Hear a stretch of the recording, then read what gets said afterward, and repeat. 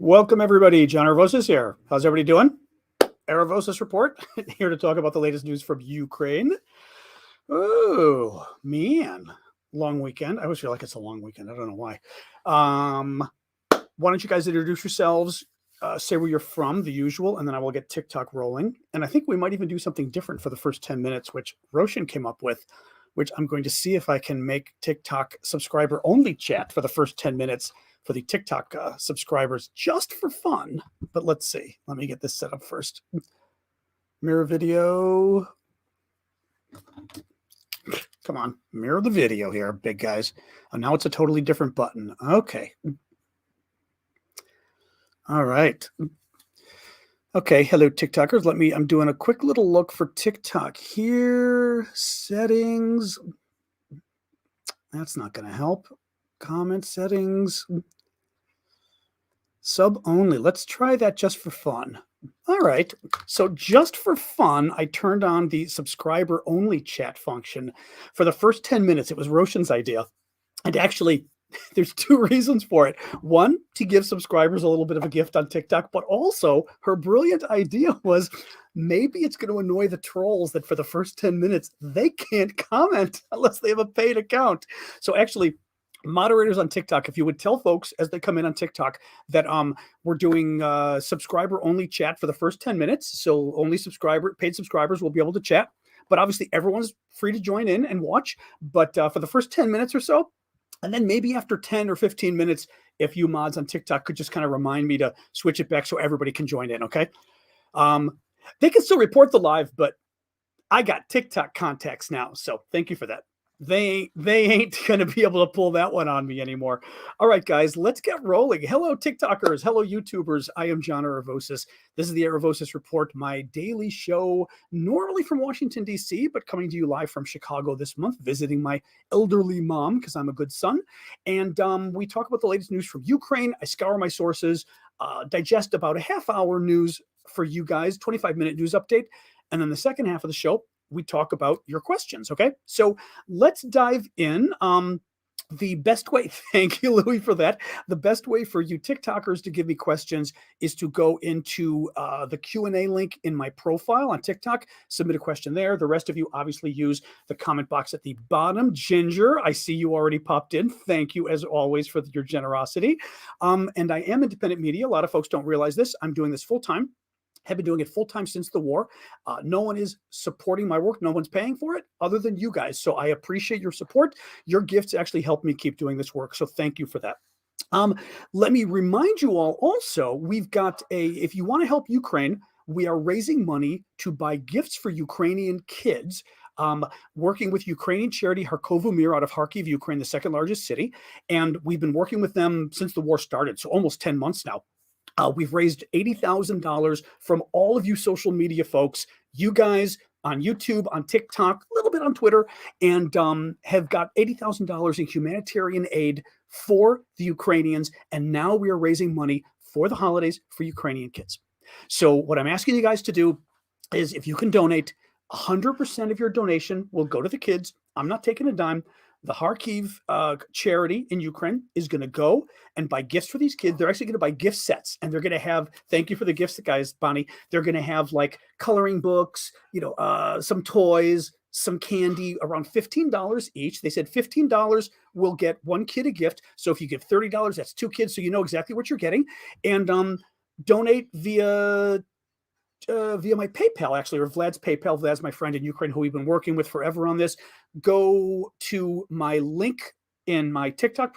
You can tell when I'm off 3 days because I find it harder to speak. It's so funny. Just being off or 2 days, actually, just being off 2 days makes it harder to do the show. It's kind of funny.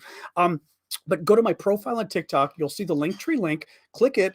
And the very first thing up there, thank you, Nancy. The very first thing up there will give you Vlad's PayPal info. Vlad's our guy we've been doing all the fundraising with. He's for real. And if you can help, we raised about $2,000 so far. I'd like to raise more. We'd like to help 2,000 kids. I know that's probably going to be more than we can get. But nonetheless, we've helped about 143 kids so far. Thank you, Benji, for that. We've helped about We've helped about 143 kids so far. I'd like to help the rest. All right, let me keep going. And mods, feel free to kind of mention again. Actually, I'll give you guys here on TikTok. Thank you, TikTok, for the hat there. Who is that? You can call. Let me put a banner up of Vlad's info for you guys on YouTube. Thank you, guys. All right, let me get rolling here. Thank you, Elle. So, one of the big, or actually probably the big news today, although it's not clear what it matters, but Putin was in Belarus today. Belarus is the dictatorship right to the northwest of Ukraine. It is run by a dictator named Lukashenko. He's a nasty guy. It's a brutal dictatorship, and he is in Putin's pocket, particularly because I think it was in 2000, so a couple of years ago, he was having protests at home. Putin kind of came in and read the riot act and helped him hold things at home. Now I flipped my camera up. You know what? I flipped my camera and it didn't do it. Thank you for reminding me not reminding me. Okay, it's still doing it. Okay, TikTok, you're ticking me off here. Mirror your video. Okay, they've changed things on me. Your viewers are now watching the mirrored video, except it isn't changing anything, right? On TikTok, it's still backwards. TikTok's changing things again for the rest of you to know. They do this because it's like an ongoing joke. Any of the subscribers can tell me, is it normal or is it backwards for you guys? Because for me, it's still backwards. Yeah, no, TikTok screwed things up. Congratulations, TikTok. They screwed it up. Mirror your video. And then I click the button that unmirrors it. And it's still, your viewers are now watching the opposite of what you see. Which way is it now? Backwards still? Sorry, guys. TikTok takes about 7 seconds to catch up. I apologize. We'll talk about the weather. A little warmer in Chicago. Now it's good. Okay, bizarre. Okay. You know what they're... TikTok. Can I just say... Don't go changing things that work. If any of you go into any kind of engineering where you're doing, web development, online development, interface with consumers, don't change stuff that works. TikTok has decided to change their interface. So now when I flip the camera, it doesn't actually show me the camera flipping. So I have no idea which way it is. It always looks backwards for me because and I swear to God, I'm sounding like my dad. Some 23-year-old said, hey, let's tweak the way you mirror the image. Okay, I'll stop now. Anyway, so we're talking about Belarus, okay? Belarus is all the way up here. You've got northwest of Ukraine. Here you've got Russia. Okay, Russia's over here going down. Russia also goes way up and way over. I always like to remind folks, 11 time zones for Russia, okay? Belarus is right over here. Poland, NATO ally. Oops, here we go, over here. Belarus, bad place, good people, evil dictatorship. And Putin, from the beginning, had Belarus's support in the war, okay? The Russian troops, when they invaded back on February 24th, they came, here. But some of the Russian troops also came here through Belarus. They basically came through Belarus and then down, and then came down trying to go to Kyiv, right? The Ukrainian capital. These are the troops that got pushed all the way back. Remember, the Ukrainians in that first month of the war just routed the Russian troops and pushed them back. A lot of them were the troops coming through Belarus here, okay? But Belarus has not actually entered the war. What I mean is they let Putin come through their territory to invade Ukraine, okay? They've let Russian fighter jets, thank you, Carlos, let Russian fighter jets base in Belarus to then take off, bombers, I should say, and then bomb Ukraine. But Belarus so far is not entering the war with their own troops, okay? There's been a lot of talk about it. We don't know if it's going to happen. A lot of experts don't think it's going to happen. But Putin was there today with his defense minister, Shoigu, who, by the way, was limping and holding his arm like this. So somebody's having some bad luck. And Lavrov, who's the Russian foreign minister, so what we would call our Secretary of State here in America. Little fishy that not only Putin goes, but Putin brings Lavrov and Shoigu, okay, defense minister and Secretary of State, finance, excuse me, we say Secretary of State, Minister of Foreign Affairs. It's a little fishy. People think that Putin is probably laying the really hard press on Lavrov to try to get him to the end of the war. The question is whether he's really going to pull it off, because thank you, Marcy, the people of Belarus, not happy, okay, not happy. They do not want their country to go to war. Now, It's a dictatorship, so it's not like they have a choice. Thank you, Big King. But they did, they did rise up 2 years ago. And this guy was afraid of getting overthrown 2 years ago. So he knows he's got to be somewhat amenable to what his people think. More importantly, the Belarusian military does not want to go to war. They don't want to enter this war. Their military is relatively small. Their military pretty much sucks. I mean, it's not a good military. So the Ukrainians aren't that worried about it. The Ukrainians have laid mines. Thank you, Annie, for that. The Ukrainians have laid mines. I don't know where, but basically, this is the Belarusian border with Ukraine. Okay, all of this up here. The Ukrainians have laid mines up here. It's not going to be easy for anybody to enter through there. Now, the final point is the Russians themselves. If the Russians were to invade, let's say the Russians invade with the Belarusians or the Russians invade by themselves, right? The Ukrainians have been talking about their growing concern that the Russians may actually try to invade again, maybe sometime end of January and February. The problem is, it's, it's the old joke, you and what army? I mean, the Russians are going to invade with these new conscripts, these new draftees who were regular. I mean, I was reading an article today in the New York Times, which I'm going to talk to you about in a minute, talking about how like one guy was a barista, right? He was pumping coffee the week before and gets drafted, and now he's at the front in Ukraine. He doesn't know what he's doing. They got no training. One of the guys, the quote in the New York Times was one of the guys asking his commander, and these are the guys that got called up in September, right? That Putin's big, remember, 300,000 men were going to be rounded up, right, in Russia to fight this great new fighting force.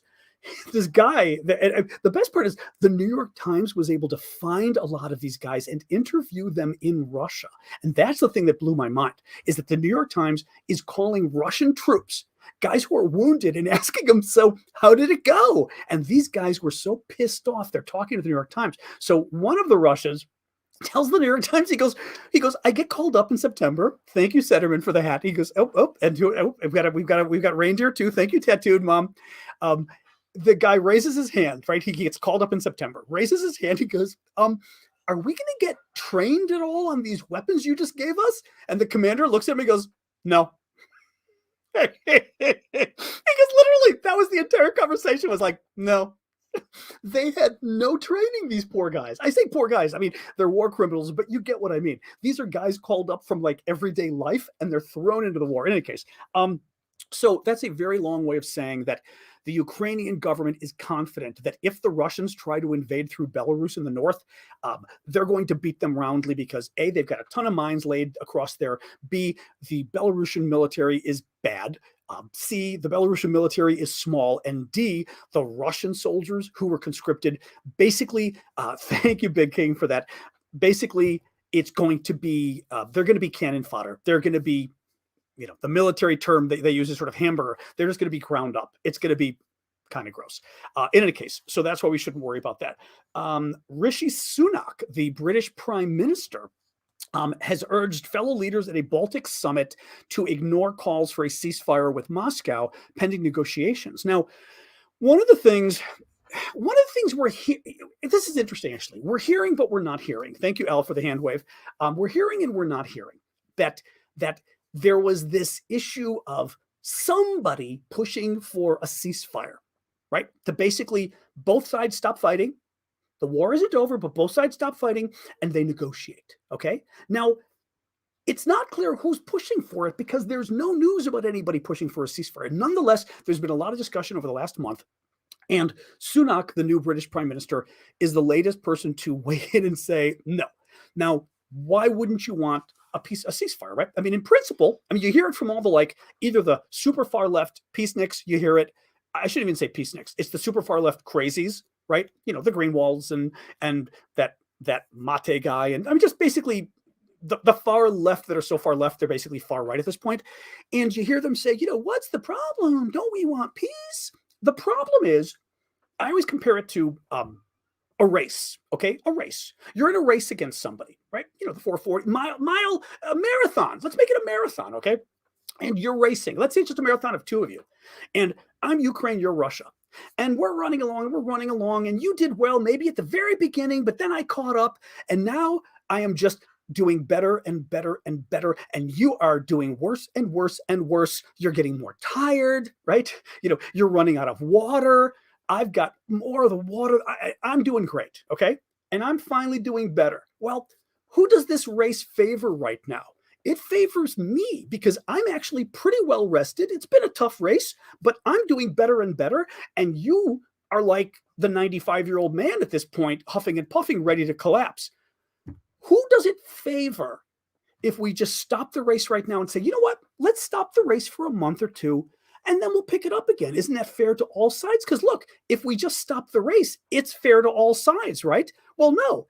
The guy who's exhausted would love you to stop the race. The guy who's winning the race is going, we're not going to stop the race, right? That's what's going on with Russia and Ukraine, is that Ukraine has been doing very well. Mind you, it's not like Ukraine's going to win the war tomorrow, but Ukraine's been doing very well. Russia's in trouble. Russia would like nothing better than to have a few more months, A, for its troops to be able to rest, B, for it to be able to send supplies for its troops, because Russia sucks at sending supplies. Okay, that's one of the big problems we've got there. I'm going like A, B, and C. Oh, and then finally digging in. Russia would like nothing better than to have a little more time, because, mind you, Russia has stolen from Ukraine. Okay, back in 2014, Russia stole this peninsula down here, Crimea, and then this time around, Russia invaded and stole all of this. Okay, Ukraine's been pushing back here. Ukraine pushed back here. Now they're pushing back here, and they're pushing back here against the Russians. I mean, they're pushing back everywhere, but the big battles are going on here and here. Russia would like nothing better than a couple months of no fighting so they can just keep digging in, right? Digging trenches, putting anti-tank barriers, maybe even putting minefields. All of that they get to do if they get a ceasefire. That's why Russia wants a ceasefire. That's why Ukraine doesn't want one. And it's why the British Prime Minister, among others, are saying no. All right, I'm going to try to switch back now for the open comments. We had the comments just for the TikTok supporters. Let me see if I can do this. I'm going to try to do this, guys, if it lets me. Comments, settings. 1 second, guys. Allow sub only. Here we go. Yes, I wasn't switching it back because I was mid-sentence and there's no way to switch the comments and be able to finish my thought. So there we go. Everyone's let back in now. Now let's see what happens. I am kind of curious about the trolls, though, because the trolls usually do flood in the first 15 minutes. Thank you, Al. So I'm going to be very curious to see if we just knock the trolls out. Anyway, hello, everybody. All right. Let me do a quick reset where I tell you all who we are, why we're here, and then we will start talking next about an amazing, thank you, Tattooed Mom. I know that's a very generous gift you just gave me. Thank you. And also one of my faves, because I like the whole shooting star. Very into my Star Wars, but star stuff. I am John Aravosis. This is the Aravosis Report. Thanks for joining us today, guys. This is my daily show, Monday to Friday, 6 p.m. Eastern, where we talk about the latest news from Ukraine, and then I take your questions. To submit questions, you can go to the Q&A link in your profile, or my profile, I should say, on TikTok. You can do questions at the bottom of the screen on YouTube, etc. And please do support my work with gifts on TikTok and with super chats and super stickers on YouTube. It helps support my work a lot, and I appreciate it, guys. What was I going to tell you really quick? Oh, I've got my Patreon too. Yeah, so definitely go check out my Patreon. I've got a Patreon set up that's linked to my Discord, but frankly, it's just a way for you to support me. It's patreon.com/Aravosis, and it's just an easy way to basically contribute $5 a month and support my work, really. If you've been liking my work for the last few months, maybe consider doing it. It's patreon.com/Aravosis, my last name, or aravosis.com will get you there no matter what.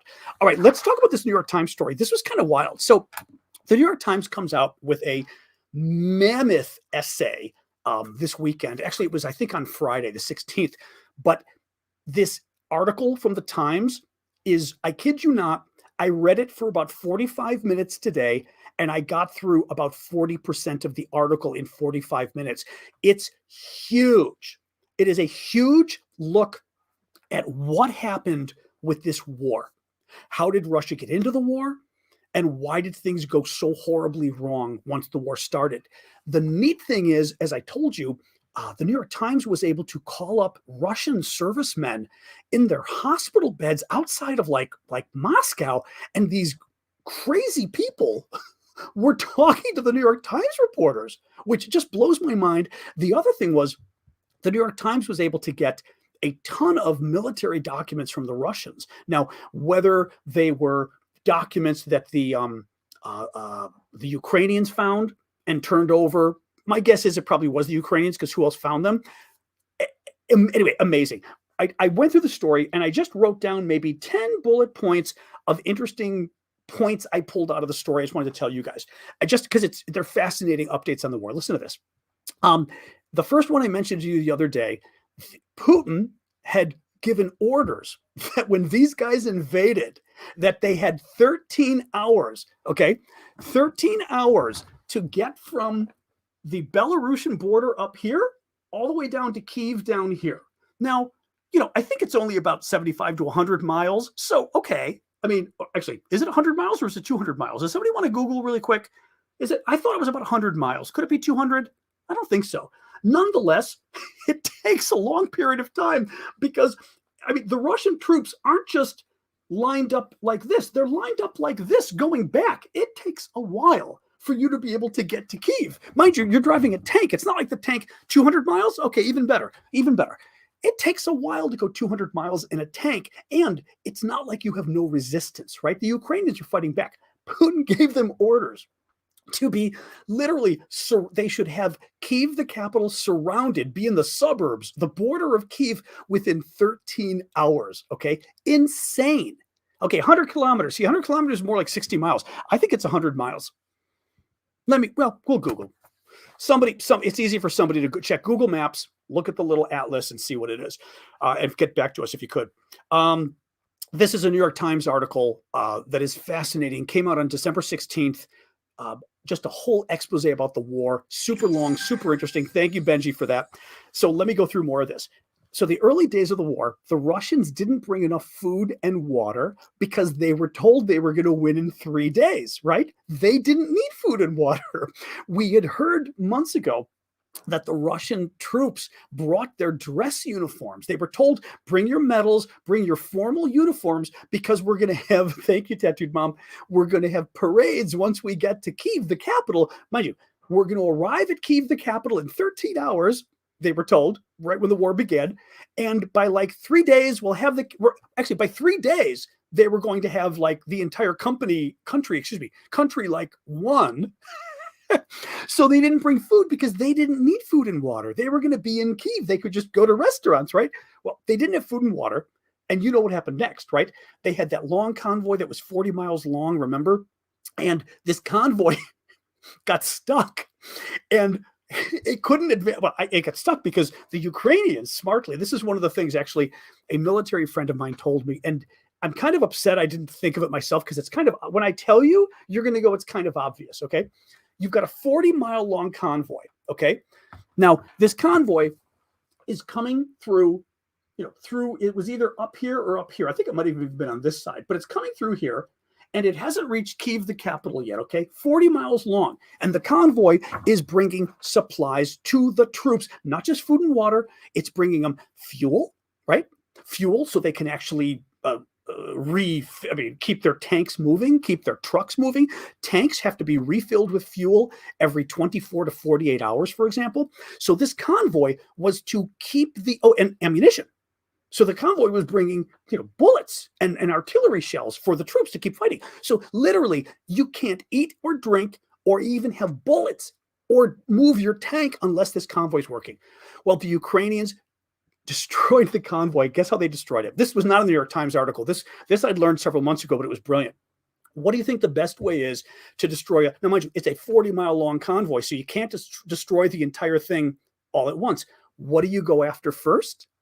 First, you go after the first couple trucks in the convoy, because Ukraine, okay, these roads in Ukraine were so thin that they weren't even 2-lane roads. They were 1-lane roads. You go, bingo, Papa Kush figured it out.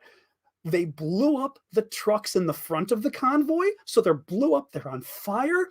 All the trucks behind can't get around because it's the muddy sea. It was just springtime, so it's muddy, and they're not made to like go through a ditch and everything else. So the whole convoy grinds to a halt, and then you blow up the trucks at the back of the convoy so they can't back up. So this convoy was stuck. What are the, and now the New York Times article is talking about this now. What do the Ukrainians do? Well, it is common sense, but I really hadn't thought about it, but it's obvious common sense, although not so common sense because the Russians didn't prepare for it. Then the Ukrainians, and this is like the Wolverines that they are out of a Red Dawn. The Ukrainians then got into the forests with their weapons, and they would make sneak attacks out of the forest, blow up the trucks, and then dissolve again into the forests. And then they'd come out of the forest somewhere else, attack the trucks, and go back in. This convoy was completely 40 miles of convoy completely destroyed. Okay. Anyway, back to the rest of the New York Times story. They didn't have enough medics. That was another thing. The Russians didn't bring enough medics where basically, well, the medics are supposed to be, I mean, I'm laughing because it's so ridiculous, but also it wasn't, thank God it wasn't the Ukrainians. They didn't bring enough medics. Why? Medics are doctors, right? Because they were going to win in 3 days. They didn't need medics, right? If you're going to win in 3 days, right? So they didn't bring enough medics. It's 10 months now. Even better, the New York Times reported that one of the guys who was a medic said, literally, he goes, I was like, this might be the barista, I think. He goes, I was a barista last week selling coffee. They dragged me to fight. They threw me at the front. He goes, and they threw me at the front as a medic. He goes, I sell coffee. He's like, they didn't.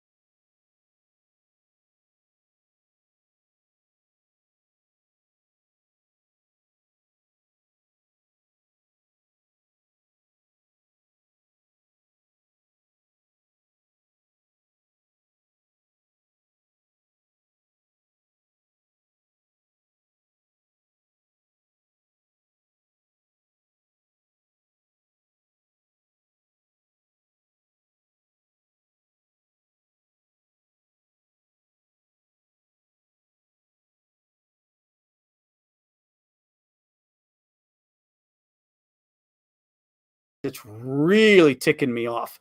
All right, guys on YouTube, or everywhere, is the sound working again? Boy, this is ticking me off. Man, okay. Sorry, let me know again. And I just reboot. Yeah, TikTok, it's been working great. God bless TikTok. The maps they had were from the 1960s in the Soviet Union when Ukraine was part of the Soviet Union. These were the maps, and the New York Times has the maps, and it's this really cool map from the 1960s of Kyiv, the capital. Well, as you can imagine, the capital and its roads are a little different today than they were 60 years ago when it was part of the Soviet Union, right? Thank you, Ali, for that, for the llama. Wait, there's more here. In the first days of the war, thank you, Al, for that. In the first days of the war, Russia had intelligence on where Ukraine's missiles were and the command and control. The command and control are basically, the local military headquarters. Well, so as they're approaching the war, and again, the U.S. had warned them, look, the war is coming, and this suggests that the Ukrainians did take the warning seriously. Okay, the Ukrainians simply moved their missiles somewhere else, and they moved the military headquarters somewhere else. So Russia declares war, and Russia bombs all the old sites, right? They don't hit the missiles. They don't hit the military. So their intelligence sucked. Well, this was a point I mentioned to you guys the other day, and I'm glad to see it backed up in the New York Times because I knew I wasn't crazy. Thank you, Inspired Woman, for that. And Cheryl, the Russians are such a top-down military, unlike our military and unlike NATO militaries and unlike Ukraine's military now, which is great. Our militaries collectively, we empower people lower down to be able to do their work. So if situations change on the ground and everything else, they can sort of figure out what's going on. The Russians are very top down, very hierarchical, very, yes, sir. But I mean, yes, sir, in the way of you're going to sit on your butt for 3 days and you're not going to do anything. Oh, thank you, Joe Waldman, for that. Very cool. Thank you. And we've got and Kurt Leon. Thank you for the galaxies as well. Thank you, guys. You're being very generous on TikTok today. The Russians are very top down. Well, what happens is when these guys, the Ukrainians would move their equipment somewhere else, the Russian spy satellites would see it. Guess how long it took for the spy satellites to get the information to the folks on the ground to tell them, oh, okay, the Ukrainians just moved their equipment over here, so fire here instead. It took 48 to 72 hours, 2 to 3 days for the Russians to get the information from the spy satellite, to analyze it, to have all the higher ups decide and say, oh, yes, you're right, that is the new blah, blah, blah, and then to tell the local guys on the ground who actually are using the artillery or had the aircraft. That's a whole other fiasco, the aircraft. But to give them the information took 2 to 3 days, and by then, the Ukrainians would move again. Freaking brilliant, right? Absolutely brilliant. What else we got here? The Russian artillery in the first days of the war were blowing up their own units. Surprise. Just so folks know, in case you're new, I'm reading some of the details from a really blockbuster expose in the New York Times that came out a couple days ago. It's huge. I mean, this thing is about a 2 or 3 hour read. It's enormous. Just going through all the treasure trove of documents from the Russians showing why they screwed up so badly in this war. Fascinating. The artillery was shelling their own units. The Russia, I'm like laughing. The Russian ground attack planes, so the planes that they would have to attack things on the ground, kept getting blown up because they weren't using any kind of fighters to back them up, to protect them. So the ground attack planes are supposed to go out and blow up things on the ground. And then there's like fighter jets with them that are basically stopping anybody or anything from blowing them up. Well, the Russians weren't sending anything to protect these planes. So the planes low on the ground kept getting the crap blown up. And the Russians, because as I told you earlier, the Russians are so top down that they don't change what they're doing unless the order comes on high. So these idiot Russian troops, all their friends get blown up. They take off the next day and they keep flying the same path and they keep getting blown up. You're going to love this one. Okay, so there's this guy who's kind of a jerk. We do not like him. Kadyrov. He is the Chechen leader, Chechnya, and big friend of Putin. Okay, real jerk. Runs this sort of brigade of fighters. They're Muslims, doesn't really matter, but it matters because he was trying to do this whole kind of holy war thing at the beginning. This is the group. Okay, any of you who've been watching my show for a while, you'll remember towards the beginning of the war, there was a video.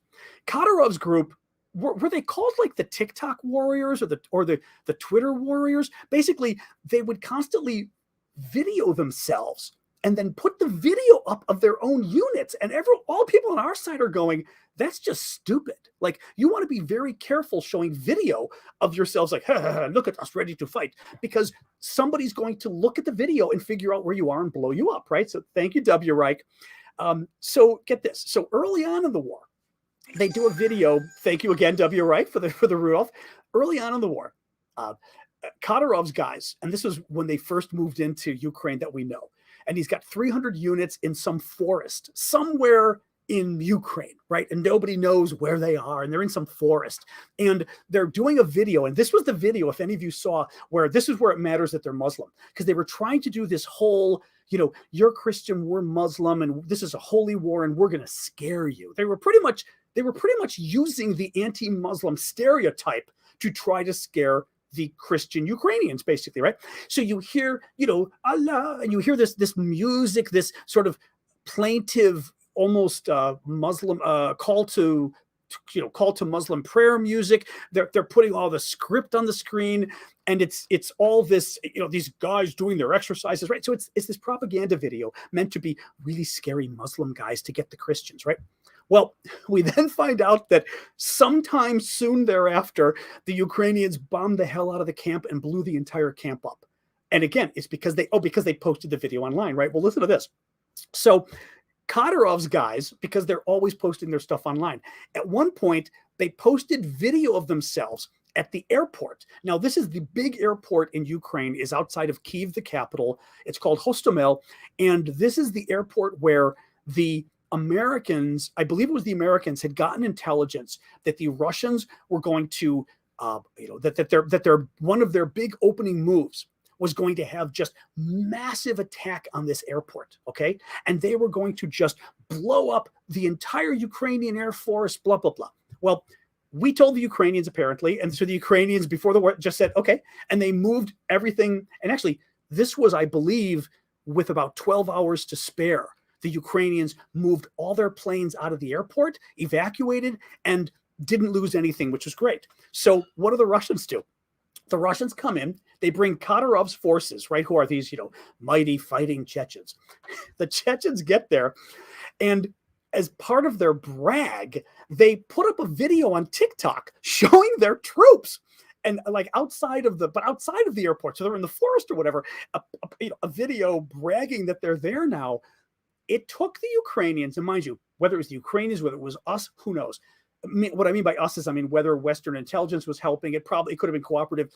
It took the Ukrainians 40 minutes from when the Chechens had posted the video on TikTok. So the video goes on TikTok. 40 minutes later, the Ukrainians had already figured out the location exactly and had sent 3 ballistic missiles at it and blown up the whole location because these idiots had posted a video on TikTok. This is all from this New York Times story. I'm telling you, it's an amazing story. A couple other quick things.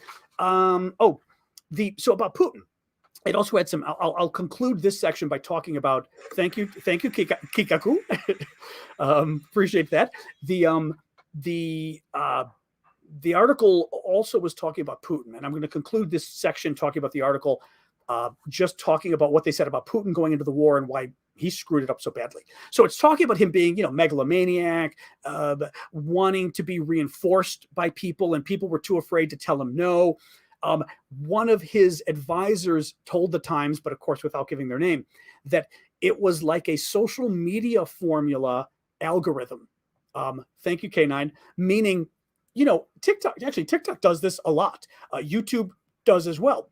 It tries to feed you stuff that it thinks you like. And when you start watching stuff, you get more of it, so that all you're getting is the kind of stuff you watch. And this Putin advisor said that it was as if he was in a social media program, that he was only then getting the kind of positive stuff he wanted to hear, and that's all anybody would give him, okay? And that they would fuel his grudges and his suspicions, okay?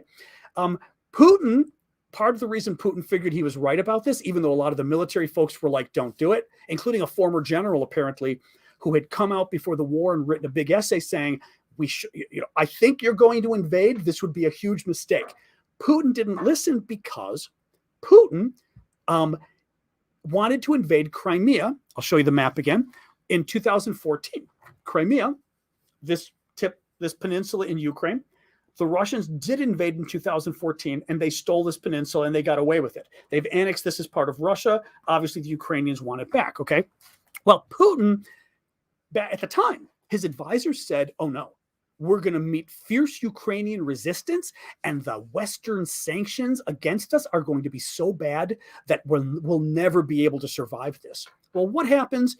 They go in. Thank you, Paul. I appreciate that. They go in. Thank you, Hazel, for the galaxy. I love, actually, and that's very generous of you as well, but I also love the galaxy. I love the star stuff. Thank you.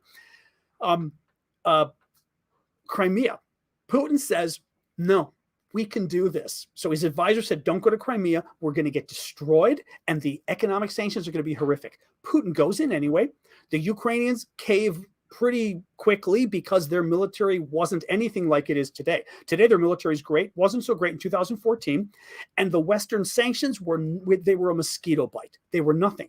The lesson Putin got from that was in 2014, Putin wanted to invade Crimea. I wanted to steal a part of Ukraine. And my advisor said, you'll never do it. You'll never succeed. I went in and I succeeded like that. And the Western sanctions that were threatened, the West did nothing.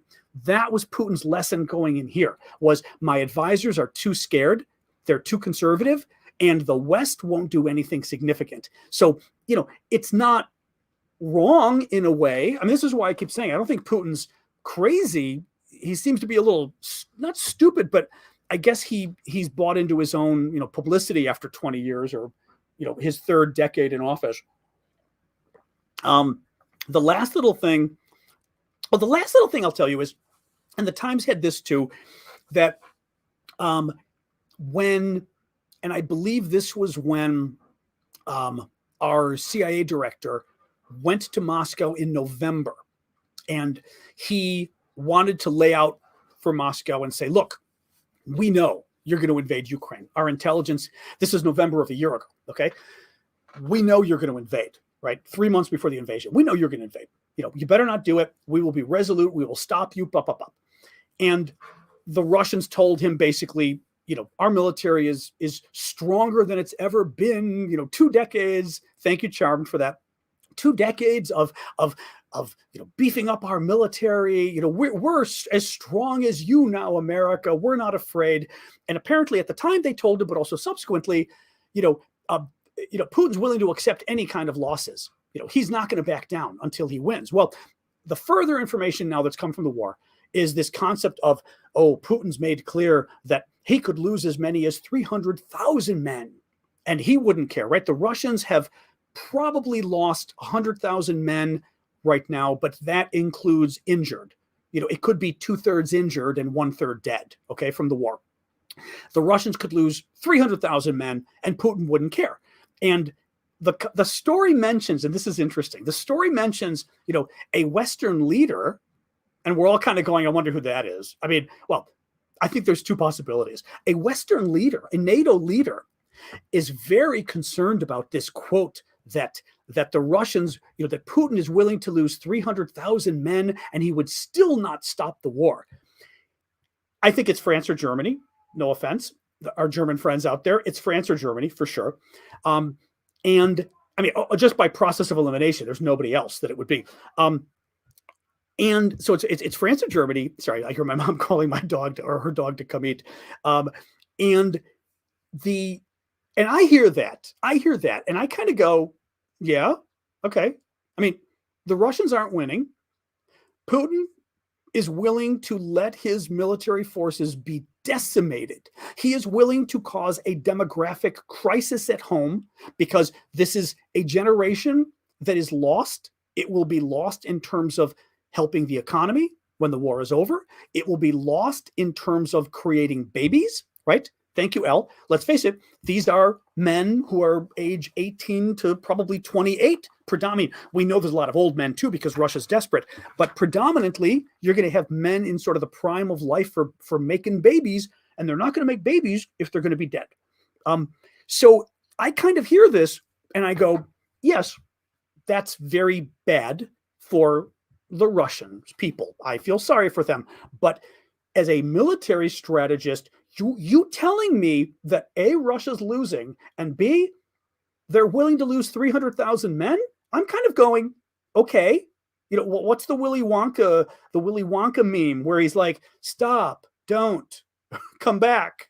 You're kind of, I read stuff like that and it drives me a little crazy because also the thing is, it is Ukraine's blood, but that's exactly the point. This is for Ukraine to decide.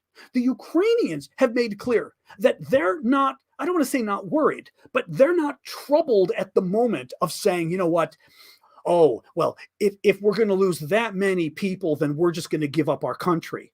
That's not what they're saying. So the idea that the Russians are losing and want to lose, I'm not going to keep repeating myself. All right. I'll do a quick reset, and then you know what I'll do? I'll hit the rest of the news quickly because this has gone on. I didn't mean to go on so long, but the New York Times thing was just fascinating. And again, just to tell folks what we were doing, there's a wonderful story in the New York Times. If you subscribe, even if you don't, I think you get a certain number of free stories a month from the Times. Check it out. It is a blockbuster story.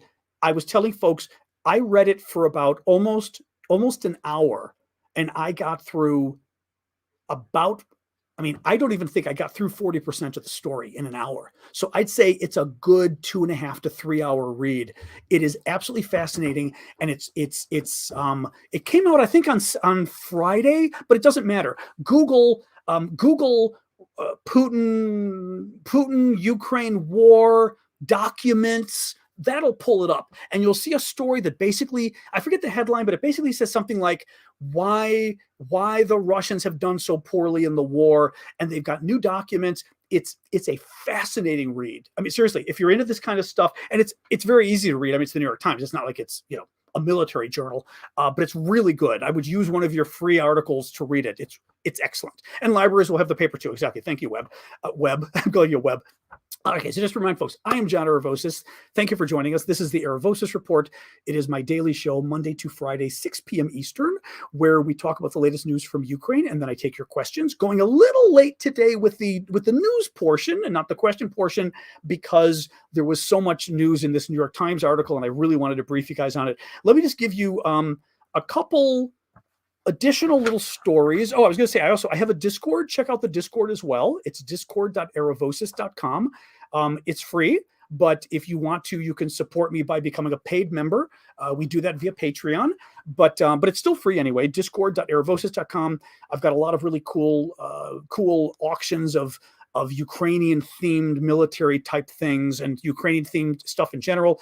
We've currently got a number of the cool stamps. The Russian warship Go F Yourself stamps, the commemorative stamps, some other ones that are really neat. Ukrainian stickers, Zelensky's combat uniform. We found the supplier of his combat uniform, stuff like that. Any case, let me do the quick summary of the news here. The rest of the news. Sky News is citing the government of Ukraine as saying Putin delayed his invasion 3 times before he invaded at the end of August on the 24th. And my only comment on that is the Russians kept building up their manpower, and we know they still didn't have enough men to invade on February 24th.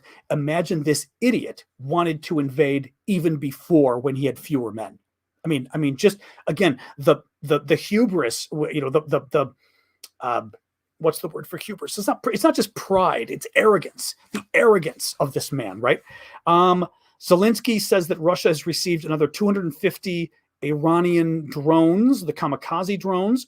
The Russians launched, thank you for that, Ragadwe.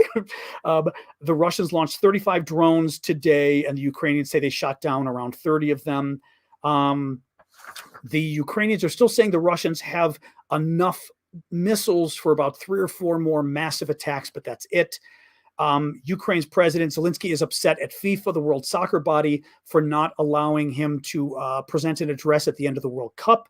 The UK is providing Ukraine with $304 million in military aid, including hundreds of thousands of rounds of artillery ammunition. That's throughout 2023, but that's important because they're running low on that stuff. And we'll call it quits with that. I'll call it quits with that. All right, let's go and do Q&A. As always, keep the gifts coming, guys. I appreciate the help. You help support my work that way. But what we'll do is, thank you for the garland there. I'm going to pull my glasses here. I pull up your guys' questions on TikTok via the Q&A link in my profile, and the rest of you via the box at the bottom. And I could also look at what you're writing here, but it's certainly easier, to do it this way. So let me go and look initially just to see what the TikTokers have put up here. Beep, beep, beep, beep, beep. If Russia were to hypothetically take Kyiv, what do you think NATO's next move would be? I mean, geez. My YouTube channel is John Aravosis DC. So you can see my last name there, John with an H. So John Aravosis DC. I did put the Scotland mug up, yes. I'm not sure much would change. I'm not sure much. Thank you, Chris, for that. I'll get to your question in a second. I'm not sure much would change because Biden and the other, top NATO governments save the UK. I think the UK would go further, but they're afraid of giving Ukraine too much, of giving Ukraine longer range missiles, right? Of giving Ukraine tanks, fighter jets, because it'll make Putin angry and, maybe he'll use his nuclear weapons. I think it's total BS, but they think that analysis doesn't change if Putin takes Kyiv, the capital. You'd still be worried, oh, this is bad, but, we don't want the Russians to use their nuclear weapons. So I fear, I'm not convinced we've got a contingency for doing more, and we should. But at that point, you know what? Then you give the longer range weapons is what you give. But I don't think we would. I don't think we would. Chris Jones, why don't the Ukrainians have more drones? Well, in part because we've given them some drones, a lot. We gave them kamikaze drones, which are the drones, we call them kamikaze drones, but I mean, I forget the official title for what were they? I forgot the official name of the drones, but basically they're just like the Russian drones from Iran. They're drones that have an explosive bomb basically in the nose of the drone. There are some switchblade drones. Thank you. Switchblade drones. And some of them have like a small bomb. Others have a larger bomb. The small bomb is better for taking out people. So maybe you could take out somebody driving a truck. Maybe you could take out a general standing in the field. The bigger bombs are, as I recall, the bigger bombs are the same bombs that are in the front of the Javelin. So basically, the Javelins are the like shoulder-held things you can use to blow up tanks. So it's the same kind of bomb used to blow up a tank. So you could blow up a tank with these guys, and they crash into it, they blow up, and they're one-time use. Once they're used, the drone's blown up, right? Just like the Iranian drones. The thing is, we did provide a bunch of them. I don't know how many we're providing now.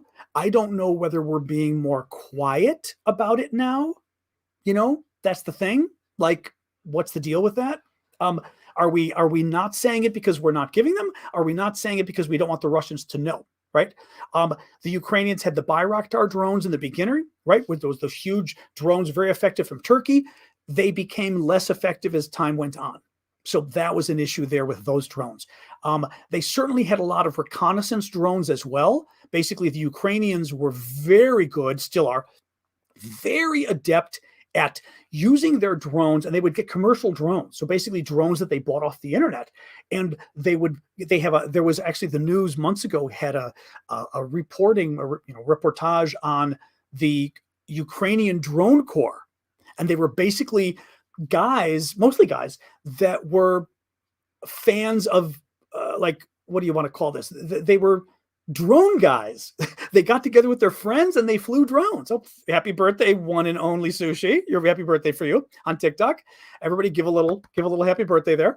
But they were just amateur drone operators.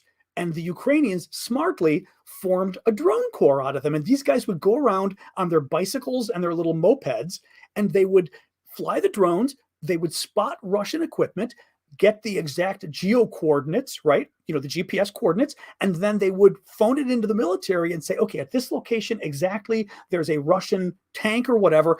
And the Ukrainian military within a few minutes was able to go boom and blow up the tanks. So really brilliant. We have not heard a lot about Ukrainian drone at this point. So I don't know. Ben, thank you for this. Do you think it makes more sense to keep Belarus out of the war so Putin has an ally in Europe because of how fragile the situation is in Belarus, and also to have a safe area to launch attacks from? I mean, I don't know what benefit he gets out of it. I mean, Belarus being an ally in Europe, I mean, Belarus has no influence in Europe whatsoever, right? They're not part of the European Union. So what influence do they have? They're not part of NATO, like Hungary, right? So I don't know what benefit he gets out of it. They can still use it as a safe haven to launch their attacks. I will say that if what you mean by this, and this is true, just my opinion, by Belarus not officially entering Ukraine and sending its troops into Ukraine, Ukraine has been very careful about not bombing Belarus, right? So Ukraine has not been sending any of its missiles into Belarus to try to hit any Russian military bases or anything else there, out of fear that they may provoke the Belarusians into actually invading Ukraine, which would just be a pain in the butt. Even though the Belarusians aren't going to make a big difference, it's a pain in the butt. So there is that aspect, that the Russians do get a safe haven of sorts by keeping their military there, even though Belarus is clearly a party to the war now. And I would say not just that. We are a party to the war by providing weapons to Ukraine. Belarus has declared war, I would argue, de facto declared war on Ukraine by letting the Russians literally invade via Belarus, and bombers taking off, from Belarus and hitting the Ukrainians, I think that's a declaration of war, personally. PB&J, if U.S. citizens all spoke up to Biden, Austin, who's his defense secretary, and Blinken, our secretary of state, to send more weapons, especially long-range ones, would they listen to the masses? Yes. Yes. I don't know. I mean, it depends, but our government, having worked in government for 30, or I didn't work in government, but I've worked in DC for 30 plus years.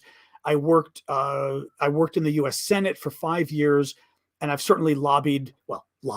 I didn't officially lobby presidents, but I was lobbying presidents by causing all sorts of mayhem on the outside. One thing that is nice about the American government is it does care what the people think. And if people were clamoring for Ukraine to get more, Congress would do more to force the president to do more. Republicans in Congress would not listen to Trump as much, and the MAGA crowd, because the MAGA crowd is very anti-Ukraine and very pro-Putin when it comes to the war. They wouldn't be listening to Trump as much on this if their population was like, forget you, we've got to support the Ukrainians. And Biden, the same thing, because for Biden, it would become more of a political calculus if Biden felt that Democrats, Biden knows that Democrats support the Ukrainians, but if Biden felt it were becoming a political issue for him, that Democrats were going, you know what, you're not supporting our values enough. The only thing is, I don't think it's going to happen. Nope, not brainwashed, just more educated than you and 30 years experience. But hey, sorry, we have a troll on TikTok. As you all know, I do like to respond to the trolls sometimes. So there you go. But yeah, it doesn't hurt though. No, it doesn't hurt to weigh in. Certainly doesn't hurt to weigh in. I don't think it's gonna work enough, to be honest, but and we can go a little bit late today because I know we started a little late with the Q&A here. Let me see another TikTok question on here. Is Belarus currently sanctioned by the West related to the war in Ukraine? They are currently sanctioned out the wazoo in general.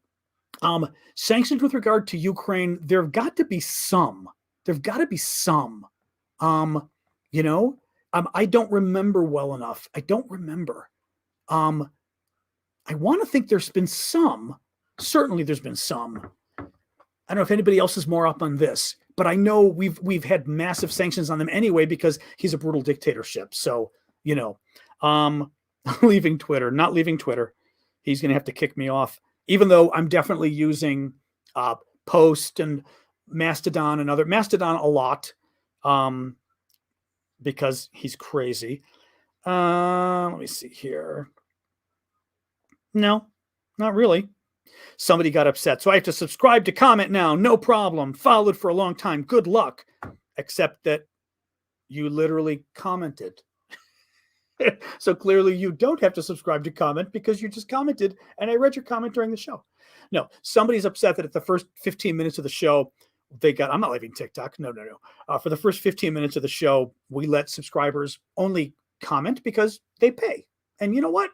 If you're willing to pay, I'm going to thank you for that because you're not required to pay, but if you're going to pay and show your support, that means a lot to me. So yeah. And if that gets you upset, maybe you're on the wrong live. Maybe, just maybe. What else we got here? So I'm looking more here for any questions that are here with you guys. I just saw a hat there. Soleto, thank you for that. What else we got here? Just looking here to see any other. As an Aussie, I think we all need to help Ukraine more and not just leave it to the U.S., but that's me. I agree with you, obviously. Absolutely agree with you. What else we got here? Well, let's see. Andy is saying, I'm surprised we're not hearing more about soldiers suffering cold injuries. We're going to hear more. The thing is, the Ukrainians are clearly going to have cold injuries as well, just because, I've been looking at these photos and these guys, it's freezing out there. It's below freezing and they're sleeping in trenches in the earth. That's got to be cold. Even if you've got sleeping bags and everything else. That sucks, and your feet are wet and everything else. The thing is, as we've said, the Russians don't even have they don't have the boots. They don't have the socks. They don't have the sleeping bags. They have nothing. They don't have the cold weather gear at all, jackets, etc., that the Ukrainians have got. So, oops. in case the mods didn't figure that one out, that's a troll. You're gone, troll. Bye-bye. Thank you for the gift there. Let me just see what else we got here. What else we got here? The Russians are going to freeze far worse than the Ukrainians, yeah. I mean, the Ukrainians still have to be careful with it, obviously, and it's going to suck. What do you do? But the Russians, far worse situation for the Russians, you know? And we know that already. I mean, I was talking about this. What will happen in Ukraine next? I mean, I will say this. The Ukrainians, thank you, Benji, for the globe. The Ukrainians have supplied, who am I to talk? You might want to watch the video on my TikTok pinned at the top that talks about who I am to talk. Oh, you could have left them for a little bit, but they were obviously a troll. Sorry, the troll. See, the trolls come and then I forget really quick. What were you? I was responding. Oh, what's next? I have certainly learned that we shouldn't underestimate the Ukrainians. Certainly, I thought the same thing that probably everybody did at the very beginning, right? That the Ukrainians were going to lose pretty quickly. We were wrong. Every step of the way, we've underestimated the Ukrainians. Then the Ukrainians probably blew up that bridge, the Kerch Bridge, which was a huge deal. Then the Ukrainians swept the Russians out of Kyiv. Then the Ukrainians swept the Russians out of the Kharkiv area. Now the Ukrainians are sweeping the Russians south in Kherson. They keep doing a much better job than we expect. So I think we're going to keep seeing that. Thank you, Truthful. I mean, all the military experts are saying it's going to get harder and harder, you know? So that's going to be an issue. Oh, that's why you should hold on a second real quick. Oh, actually, Jingle, let me get back to you in a second on this. So that's going to be an issue. But oh, thank you, Flower. Well, that was very sweet of you. You didn't have to do that. Thank you. That's always those gift things are pretty cool. Thank you for that. I don't know. I mean, I don't know. I think I don't, I guess I feel like at this point, I don't know what the hell's coming next, because in principle, it should take a really long time for the Ukrainians to advance, but they've been advancing quickly. There's a lot of talk of the Ukrainians possibly launching another huge counteroffensive, like a huge offensive soon. If they do, they could surprise us again and take back the Ukrainians have been very smart also about launching attacks in places we don't expect and the Russians don't expect. I mean, I'm sure they told our government where they're going to be, but the Russians don't expect. So those of us on the outside would be looking at it and going, oh, they were going to attack blah, blah. And then by surprising the Russians, they do really well. I mean, I guess I wouldn't be surprised if by spring or next summer, the Ukrainians, thank you, Addie, for the snowman, that the Ukrainians have done so much better than we think. I mean, maybe we do get to the point by next summer, by, next August that General, I forget his name. Is it Hodges? I think Ben, former U.S. commander of the army in Europe, he's saying that he thinks it's possible that Ukraine could, I don't remember if he said liberate Crimea or be fighting in Crimea in August. Ben Hodges, I think he may have said liberating Crimea by August, and it's possible. I mean, because here's the other thing. I guess I won't go on too long tonight, but the Russians aren't doing okay. They aren't doing well, right? Thank you, Busmatit. They've got, their top troops have been injured and killed. They've got a lot of, additional men who are just bad. Thank you, Busmatut. They've got a lot of troops that just are untrained, right? They pulled up all these new men, 200,000 new men who a lot of them don't have military experience. Even the ones who do, they're not training them. They may not have shot a gun in 10 or 20 years, and a bunch of them have never shot a gun in their lives, and throwing them at the front lines. Basically, they're just putting them out there to die. They're not going to do well, and you're going to see a lot of these guys. Thank you, Jesse, for that. You're going to see a lot of these guys quitting. I mean, I think a lot of these guys, and thank you, Manda, for the Panda. I think you're going to see a lot of these guys kind of going, you know what, this isn't worth it. Actually, I'll say again from the New York Times article I was reading that one of the guys they were interviewing said there were 60 guys in his unit. These were new guys called up in September who had no military background. 60 men were in his unit. They were promised, this is the other thing too, they were promised by their commander, their recruiter, whatever it is, that don't worry. Yeah, you're going to Ukraine, but you're not going to fight. We just need men there, blah, blah, blah. But you're not going to fight. You're not going to the front. Literally, you won't even have to use a weapon. That, by the way, that's why we're not doing weapon training, right? They threw these guys, mind you, they were just like drafted like 3 days before.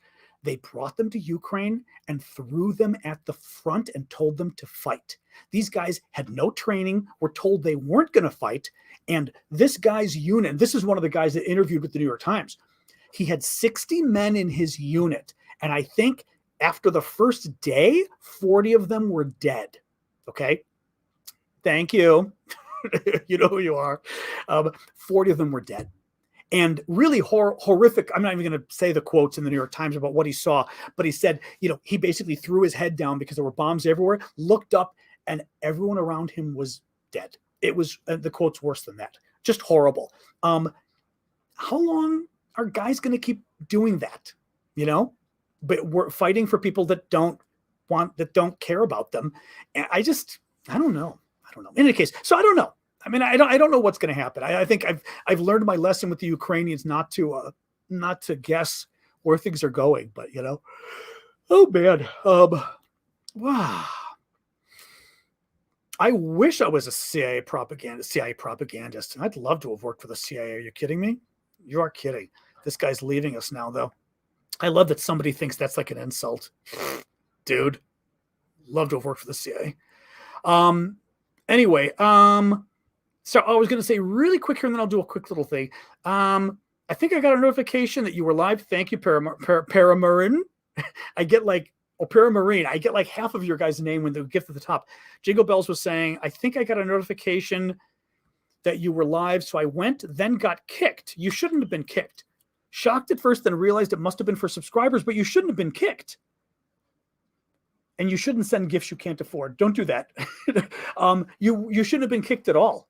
That shouldn't have happened. No. It was simply to only let the subscribers comment for like the first 10 or 15 minutes. That's all it was doing. It shouldn't have kicked you at all. That's definitely not that. No. That's weird if that happened. But I was seeing my numbers. My numbers were okay. So people in general weren't getting kicked out. So I don't know what happened. Oh, Saturday. Oh, that's Saturday morning. You should. Well, I mean, that's a different thing. Saturday morning. I've been on Saturday mornings hosting just a hangout for the people who are paying, the monthly thing or whatever. Unfortunately, TikTok doesn't give me the control to be able to say, if you give a gift, this month you can join us kind of thing. I can't do that. So I'm just trying to give the subscribers something. Sorry about that. Yeah, there's no way for me to do that. I apologize for that. I see what you're saying. Although you shouldn't have even been able to get. Oh, I see. You tried to join, and it wouldn't let you in. Okay, I understand. Yeah, sorry about that. I'm just trying to give the subscribers something extra. There's only so much I can do. I apologize. But TikTok doesn't make it easy for me to sort of do anything else for the gift givers, so I apologize. Well, no, I mean, personally, the gifts are more helpful, but anyway. All right, guys, let me do a quick summary of the news that we talked about, and then I'll go to the Discord for a few minutes. Putin, Lavrov, and Shoigu were in Belarus today. The Russian president, foreign minister, and defense minister. People think Putin is probably trying to strong arm. I'll go to Discord tonight for a little bit. Yeah, trying to thank you, Paramarine. That Putin is trying to convince the Belarusians to join the war and invade. British Prime Minister Rishi Sunak has urged fellow leaders at a Baltic summit to ignore Moscow's calls for a ceasefire. And Elise, I see. Oh, okay. Oh, thank you, Elise. I'll put this up. Yeah, I'm not going to talk about January 6th today, but thank you for that. I put it up so folks can read it. And then I went through the New York Times article, and honestly, there's just too much to talk about.